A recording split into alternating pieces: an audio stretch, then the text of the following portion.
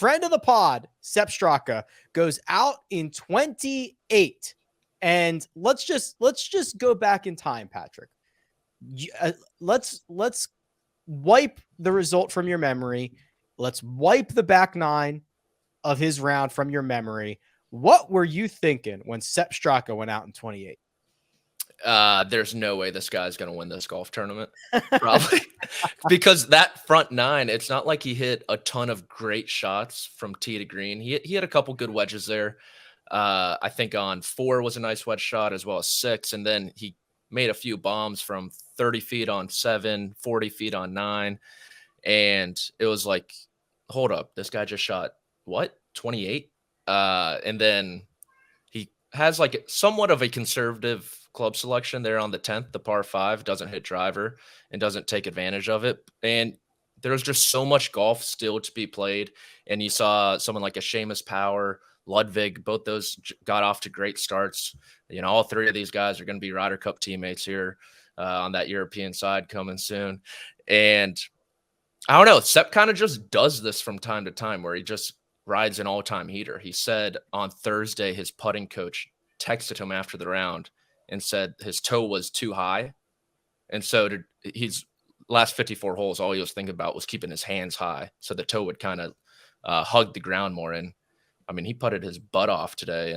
But yeah, turning in 28, I still thought, one, he could break 60 and still somehow not win, just given how scoreable TPC Deere run was this week. I hate it when pros get one stupid little tip and then they go out and shoot the round of their life like, I hate that because I know that's never going to happen to me. Greg, I was doing the math here. I kind of had a similar thought to Patrick. Okay, out in 28. Okay, if he can get to this number, that might be good. But I'm still thinking in the back of my mind, well, if he goes out in 28, all these guys who still have holes to play, because he went out an hour before the final group, they're going to be able to take advantage of a lot of these holes too. It was no foregone conclusion that this was going to be Sepp's day when he made the turn. No, it was not a foregone conclusion. But you know, it seemed kind of like he put a lot of pressure on those guys that started an hour behind, because for the most part, they didn't really get off to, or at least sustain, really strong starts. And so I think the score that Sepp Straka was putting up there really had an effect on some of these leaders, which was interesting because I'm watching as well thinking, okay, well, there's 5, 6 guys behind him who have way more golf left to play, and somebody's going to get hot and make a run here. And like we talked about last night, Rick, I mean, he got right up to that number that we expected to win.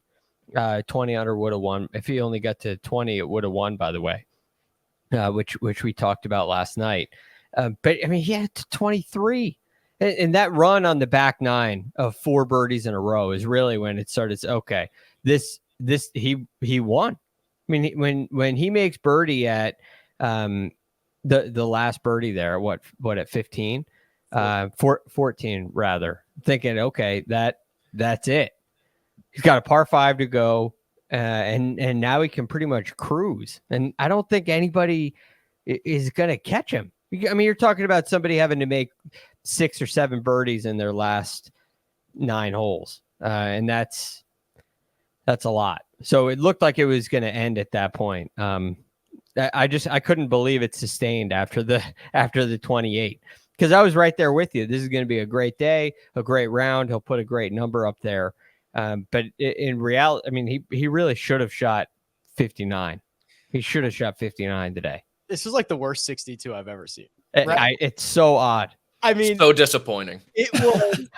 He turns in 28, does not birdie either par 5 on the back. Okay, pars both of them. The putt he had on 15 for birdie, I don't know how it stayed out. It was perfect. I mean, like a millimeter, and it goes in. There's a chance he steps on 18 T, needing to make par for like, what would that be? 14, like 57. I mean, if everything goes right, he could have shot a 58 or 57. It's actually not that crazy. Yeah, I mean, he doesn't take advantage of even 17. I know now 59 is really in your mind. Yeah. And he was kind of ranking the win ahead of the 59, which is a fascinating question to me. I don't believe that, by the way. Would you rather win the John Deere Classic or shoot 59? Well, if you shoot 59, you do both. If you shoot 59, you do both. I'd rather shoot 59 with a closing double than win the John Deere Classic. I think that would have been like full going up in flames. I still broke 60, but I finished with a double and lost.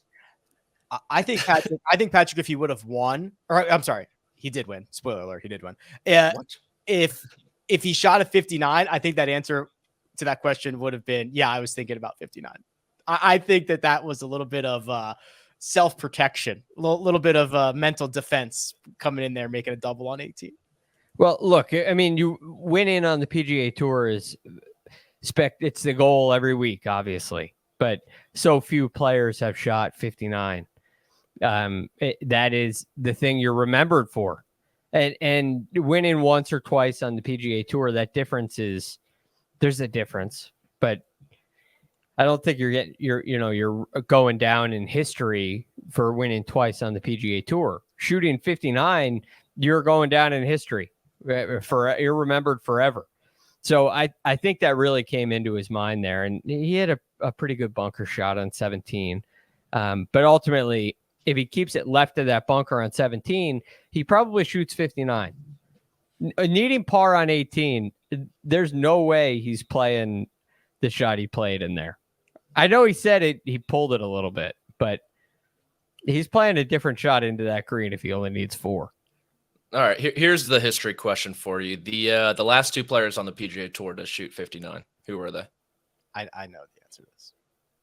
So I'll wait a second. Yeah, give me a second. Is one of them Adam Hadwin? No. Oh, so there are 2 after that. I think Greg, here's one hint. 4 after that. That is a low-key great hint. If you know the answer, it's a perfect hint. I should know the answer. Those of you who are just listening and not watching on YouTube, Patrick adjusted his spectacles. Oh, well, Scotty Scheffler. There we go. Is that why the eye test? The eye test, 2020 Northern Trust. Yep, at TPC Boston. The other one's pretty hard. Is it at the Greenbrier? So Kevin Chappell. Yeah, right, Patrick? I was going to say, did Snedeker shoot 59 at Wyndham? I think it was after. Yes, he did, but I think Chappell did it more recently. Okay, so I was wrong, and I even looked it up. And then I think JT's was after Hadwin's as well. Oh, wow. So right? Hadwin's was it feels like just yesterday. No, that can't be right, because that would have been probably the same year, and JT's at Sony and Hadwin's was at the American Express. So it had to be like back-to-back weeks? Yeah, right? Or a week in between, I think. Yeah, so insane. Scheffler, Chappell, Snedeker, Hadwin was Desert Fox, La Quinta, and 17.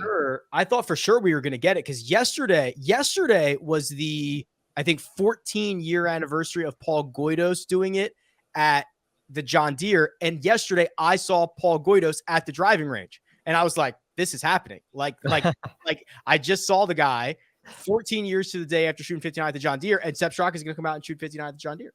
It had to I don't know how it didn't happen.